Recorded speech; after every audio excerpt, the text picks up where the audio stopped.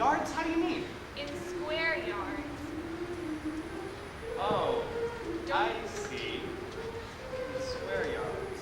In square yards of wallpaper.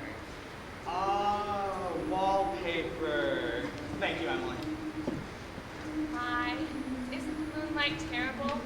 And choir practice going on? I think if you hold your breath, you can hear the train all the way to Contoocook. Hear it? What do you know? Well, I guess I better get back and try to work. Well, good night, Emily, and thank you for the help. Good night, George. Now, before I forget, how many of you will be able to make it to Fred Hersey's wedding? Show your hands.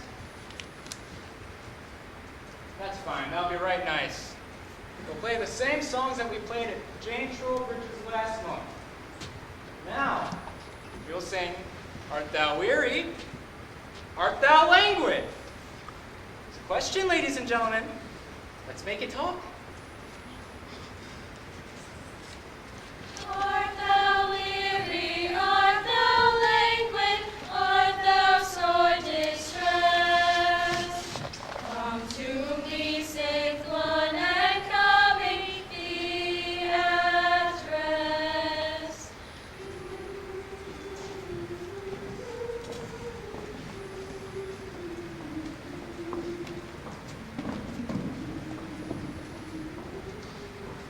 Oh, George, can you come down a minute? Yes, Pa.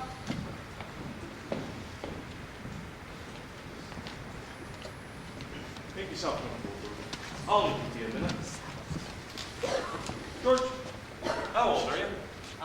I'm 16, almost 17. And what do you want to do after school's over? Like, you know that. I want to be a farmer on Uncle Luke's farm. So, you'll be willing, will you, to get up early and milk and feed the cattle and hoe and hay all day? Why, sure I will. What do you mean, Pa? Well, I was in my office this morning and I heard the most peculiar noise.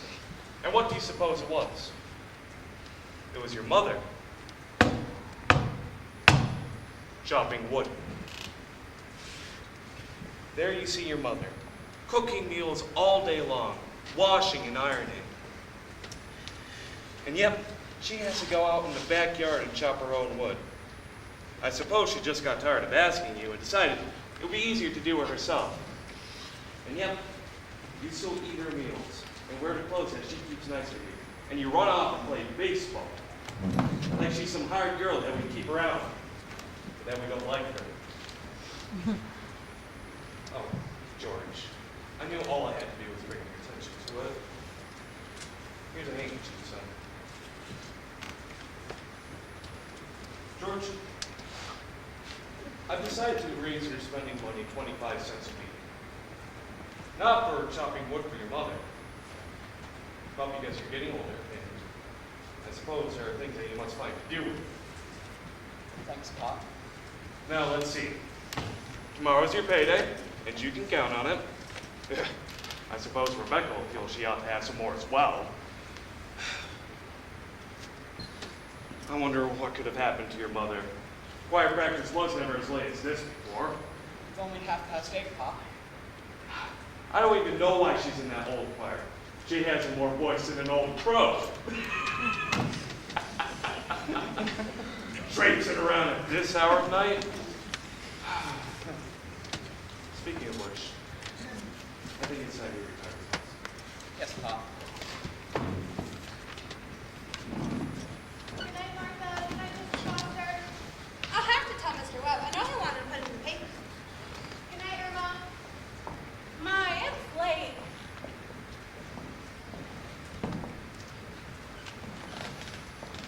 Real nice choir practice, wasn't it? Myrtle Webb, look at that moon! Tis potato weather for sure. Naturally, I didn't want to say a word about it in front of the others. But now that we're alone, really, it was the worst scandal that was ever in this town. What? Simon Stimson. Now, Luella. But Julia, to have the organist of the church drink and drunk year after year, you know he was drunk tonight. Now, Luella. We all know about Simon Stimson's troubles he's been through. And Dr. Ferguson knows about them too. And if Dr. Ferguson keeps him on the job, well, the best thing we ought to do is just not to notice it. Not notice it, but it's getting worse. No, it isn't, Will. I've been in this choir twice as long as you have, and I can tell you it's getting better. It doesn't happen near as often as it used to. My, I hate to go to bed on a night like this. But if I'm not home soon, the children will be waiting up to all hours of the night. Good night, Luella. Good night, Julia. Good night. Can you make it home all right, Luella? It's as bright as day. I can see Mr. Soames scowling at the window now. You'd think we'd been to a dance the way the men folk carry on.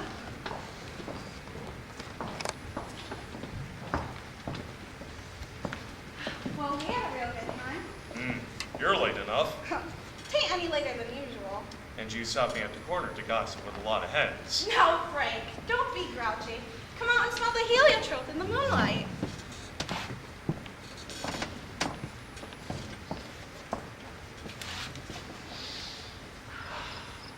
Isn't it wonderful?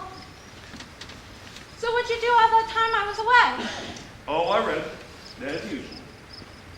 What were the girls gossiping about tonight? Oh, believe me, Frank, there is a lot to gossip about. Simon Simpson, far gone, was he? Oh, worse, I've never seen him. How that ends, Frank. Dr. Ferguson can't forgive him forever. Well, I guess I know more about Simon Simpson's affairs than anybody else in this town. Some people ain't made for small town life. But there's nothing we can do but just let it be. Come, get in. No, Frank, I'm worried about you. What are you worried about? I think it's my duty for you to get a real rest and change. And well, if I get that legacy, I'm going to insist on it. Now, Julia, there's no sense in going over this again. Frank, you're so unreasonable. Now, Julia. It's laid out, and next thing you know, you'll catch a cold. I gave George a piece of my mind, man. I reckon you'll have your wood chopped for a while anyways. No, start getting upstairs. Why, it always seems like this so anything. You know, Mrs. Fairchild always locks her door at night. All those people at that town do. Oh, that's the trouble with them. They're getting acidified. Ain't nobody got nothing fit to burgle, and everybody knows it.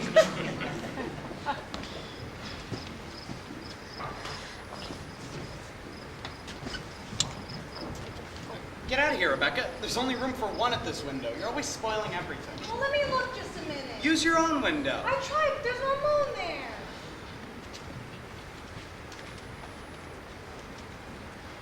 George, you know what I think? I think the moon's getting nearer and nearer, and there'll be a big explosion. Rebecca, you don't know anything.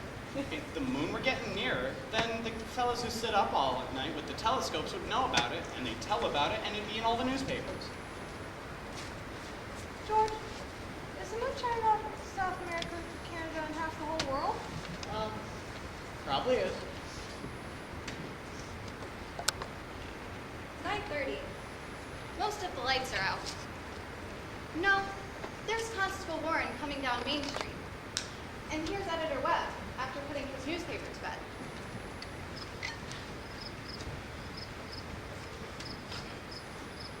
Good evening, Bill. Good evening, Mr. Webb. Quite a moon. Yep. All quiet tonight? Well, saw Simon Simpson rolling around a little. Then I saw his wife, go out to look for him. So I looked the other way. There he is now. Good evening, Simon.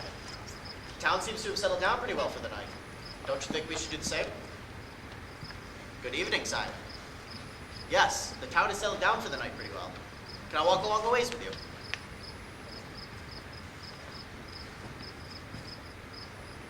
Good night.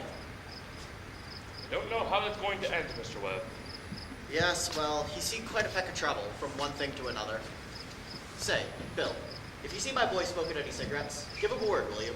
He thinks very highly of you. I don't think he smokes no cigarettes, Mr. Webb. Leastways, not more than 2 or 3 a year. Yes, well, let's hope not. Good night, Bill. Good evening, Mr. Webb.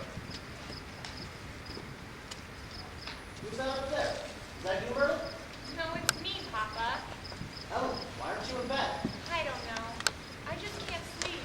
The moonlight's so so wonderful. And the smell of Mrs. Gibbs' heliotrope. Can you smell it? Yes. Say, Emily, you haven't any troubles on your mind, have you? Troubles, Papa?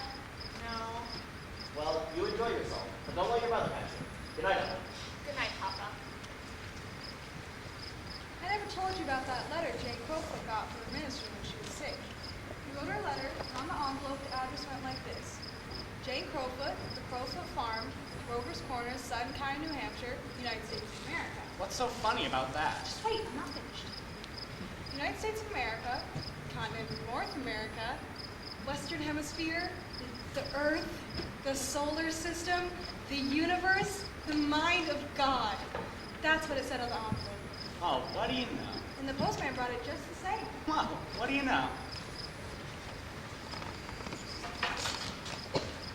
That's the end of the first act, friends. On to the second.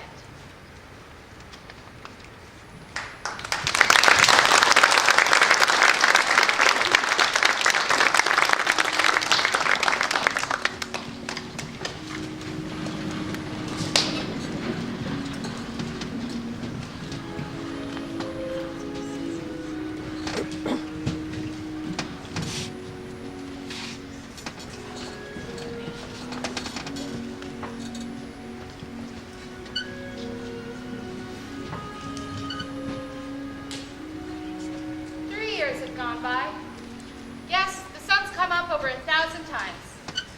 Summers and winters have cracked the mountain a little bit more, and the rain's brought down some of the dirt. Some babies that weren't even born before have begun talking regular sentences already, and a number of young people who thought they were right young and spry have found they can't bound up a flight of stairs like they used to without their heart fluttering a little. Yes, all that can happen in 1,000 days. Nature's been pushing and contriving in other ways, too. A number of young people fell in love and got married. All that can happen in 1,000 days. Yes, the mountain got bit away a few fractions of an inch. Millions of gallons of water went by the mill. And here and there, a new home was set up under a roof. Almost everybody in the world gets married. You know what I mean? In our town, there are hardly any exceptions. Most everybody in the world climbs into their graves married. The first act was called The Daily Life. This act is called Love and Marriage. There's another act coming after this one. I reckon you can guess what that's about. So, it's 3 years later. It's July 7th, just after high school commencement. That's the time most of our young people jump up and get married. As soon as they've passed their last examinations in solid geometry and Cicero's orations, looks like they suddenly feel themselves fit to be married. It's early morning. Only this time, it's been raining. It's been pouring and thundering. Mrs. Gibbs' garden and Mrs. Webb's here, drenched. All those bean poles and pea vines, drenched. All yesterday, over there on Main Street, the rain looked like curtains being blown in the wind. It may begin again any minute. There, you can hear the 5:45 for Boston.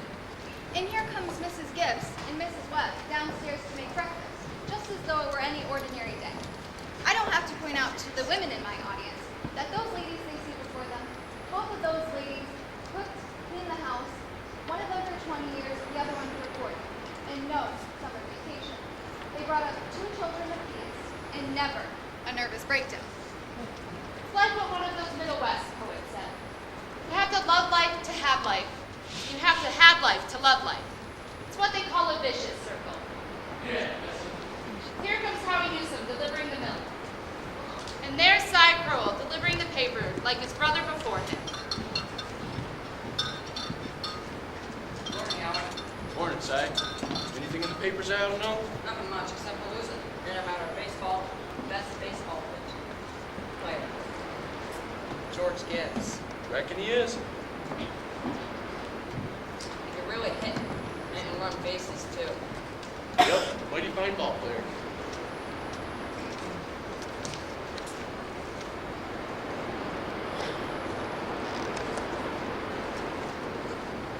You're up, Bill. I've been seeing what I can do to prevent the flood. The river's been rising all night. Si, oh, here you go. Worked up George Gibbs, caring for baseball. Yes,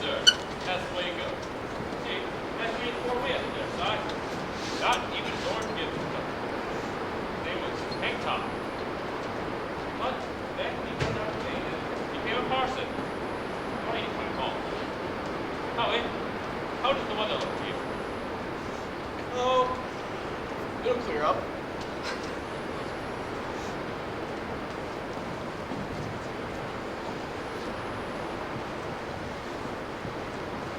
Good morning, Howie. Think it's gonna rain again? Oh, it's rained so hard. I think maybe it'll clear up. Oh, I certainly hope so. How much did you want today? I'm gonna have a house full of relations, Howies. Looks to me like I'll need 2 of cream and 3 of milk.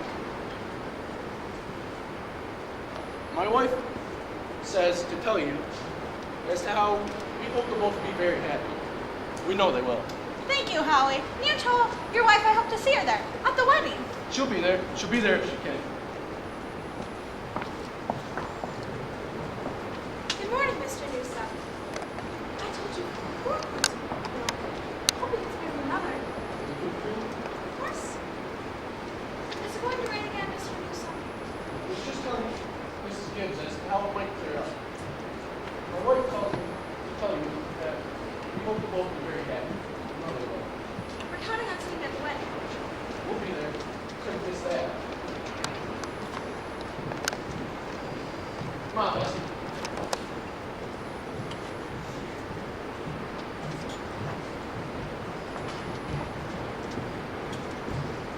Well, Mom, day is coming. You're losing one of your chicks. Frank Gibbs, don't say another word. I feel like crying every minute. Here, sit down and drink your coffee. The groom is up shaving himself. Only, there ain't an awful lot to shave. Frank, I don't know how they'll get along. I've arranged his clothes and seen to it he's put warm things on. Frank, they're too young. Emily won't think of such things. He'll catch his death of cold within a week. No, Julia. I was remembering our wedding morning. Oh, Frank. I was the scariest young fellow in the state of New Hampshire. I thought I'd make the state for sure. When I saw you coming down that aisle, I thought you were the prettiest girl I'd ever seen. The only trouble is, I'd never seen you before. There I was in the Congregational Church, marrying a total stranger. How'd you think I felt, Frank? Weddings are perfectly awful things. Farce, that's what they are. Here, I made you something. Why, Julia Hersey, French toast? Tain't hard to make, and I had to do something. How'd you sleep last night, Julia? I heard a lot of hours struck off. I get a shock every time I think of George as a family man. That great gangling thing. I tell you, Julia, there's nothing so awful in the world as a son. The relation of father and son is the darndest, awkwardest. Well, mother and daughter's no relationship either, let me tell ya. Well, I suppose they'll have their troubles, but that's none of our business.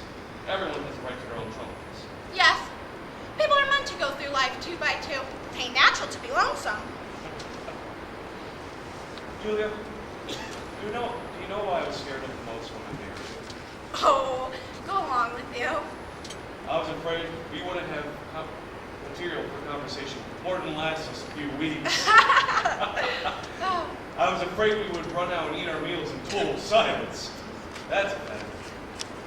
Well, Julia, we've been conversing for nearly 20 years now, without any noticeable marriage. Well, good weather, bad weather, tain't my choice, but I always try to find something to say. Did you hear Rebecca stirring around upstairs? No, only David he or she isn't managing everybody's business up there. She's hiding in her room. I got the impression she's crying. Lord's sakes, this has got to stop! Rebecca! Rebecca! Come downstairs and eat your breakfast.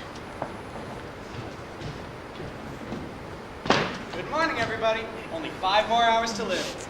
George Gibbs! Where do you think you're going? Oh, I'm just stepping across the grass to see my girl. George, it's raining torrents. You're going to put your overshoes on. You will not step out of this house without you're prepared for it. Ma, it's just a stab. George, you'll catch your death of cold and cough all through the service. George, let's go to your mother. George, tomorrow on you can while you're living in my house, you'll live wisely. Thank you. You know, maybe Mrs. Webb isn't used to callers at 7 in the morning. Here, take a cup of coffee before you go. I'll be right back.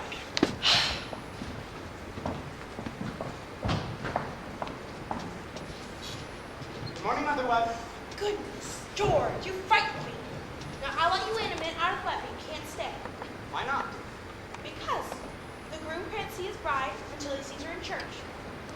Oh, that's just some old superstition. Good morning, Mr. Webb.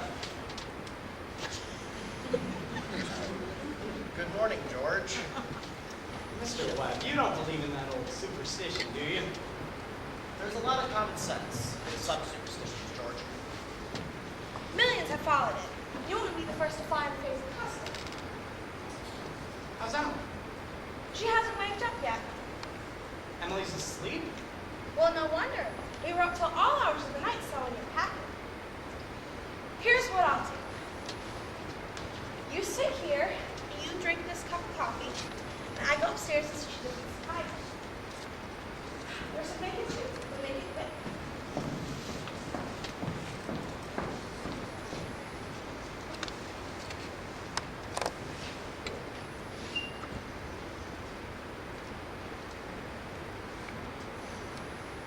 Well, George, how are you?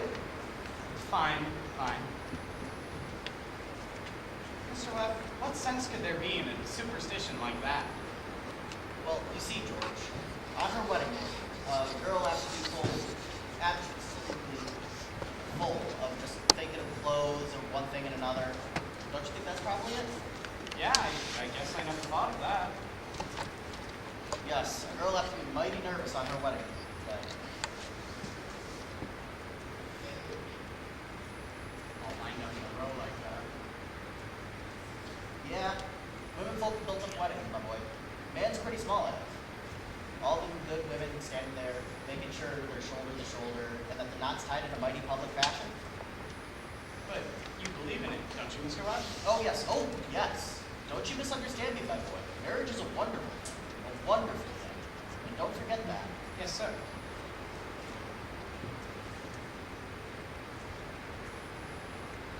Mr. Webb, how old were you when you got married? Oh, well, I'd taken some time, gone to college, I'd settled down. But Mrs. Webb, she was no older than what Emily is now. Oh, age hasn't much to do with it, my boy. Not compared with, other things. What were you going to say, Mr. Webb? I don't know. Was I going to say something? George, I was thinking of some advice my father gave me on my wedding day. Charles, he said, Charles, start out early showing who's boss.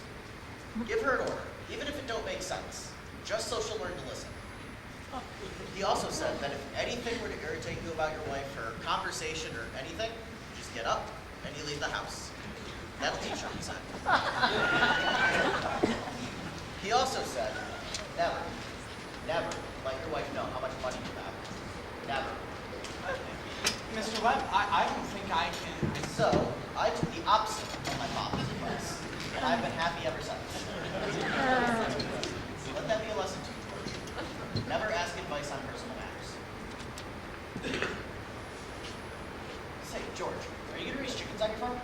Well, what? Are you going to raise chickens on your farm? Well, Uncle Luke never had much interest in it, but A book came into my office the other day on the philo system of raising chickens. I want you to read it. I'm thinking about starting a small way in the backyard, and I'm going to put an incubator down in the cellar, and I'm... Charles, are you talking about the old incubator? Again? I thought you two be talking about something worthwhile. Well, Myrtle, if you want to give the boys some good advice, I'll leave you alone and go upstairs myself. Charles. George, Emily sends her love, and she has to come downstairs for breakfast. But she doesn't want to lay eyes on you. Goodbye.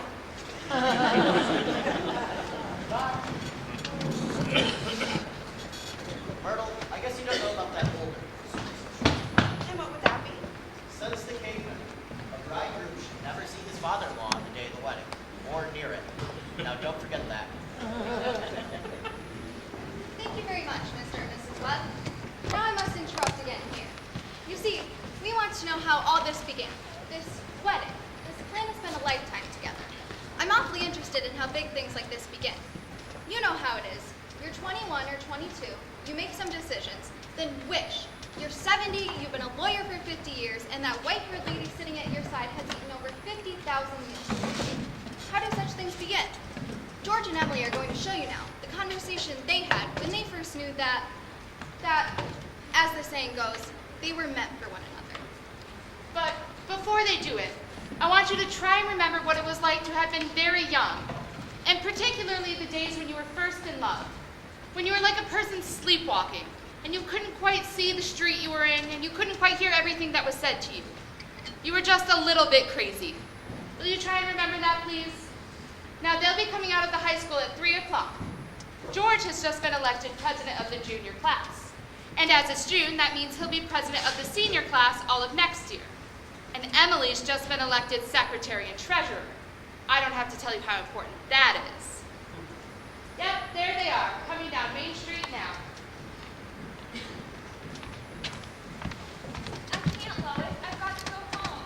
Goodbye. Oh, Ernestine, Ernestine, can you come over and do Latin tonight? Isn't that Cicero the worst thing? Tell your mother you have to. Goodbye. Goodbye, Helen. Goodbye, Fred. Can I carry your books for you, Emily? Why, thank you. It isn't far. Oh, 1 second, Emily. Say, Bob, if I'm late, just start practice without me. And make sure to give Herb some long, high ones. Goodbye, Lizzie. Oh, goodbye, Lizzie. I'm awfully glad you were elected too, Emily. Thank you. Emily, why are you mad? I'm not mad at you. You've been treating me so funny lately. Well, since you asked me, George, I might as well say it right out. Goodbye, Miss Corcoran. Goodbye, Miss Corcoran. What? I don't like the whole change that came over you in the last year. Change? What do you mean? Well, up until a year ago, I used to like you a lot. And I used to watch you as you did everything because we'd been friends so long. And then you began spending all your time at baseball. And you didn't make time to speak to anyone. Not even your own family you didn't. And George, it's a fact. You've got awful conceited and stuck up. And all the girls say so. They may not say so to your face, but they do behind your back. And it hurts me to hear them say it, but I've got to agree with them a little. I'm glad you told me, Emily. I didn't realize that such a change was happening to me. I guess a man can't help but have flaws creep into his character. I always expect a man to be perfect, and I think he should be. I don't think it's possible for a man to be perfect, Emily. Well, my father is, and as far as I can tell, your father is, so I see no reason on earth why you shouldn't be too. I feel it's the other way around, that men aren't naturally good, but that women are. Well, you might as well know right now that I'm not perfect. It's not as easy for a girl to be as perfect as a man, because we girls are more nervous. Now, I'm sorry I said all that about you. I don't know what made me say it. Emily, no. Now I can see it's not the truth at all, and I suddenly feel that it isn't important anyway. Emily, would you like to get an ice cream soda with me or something before you go home? Why, thank you. I would.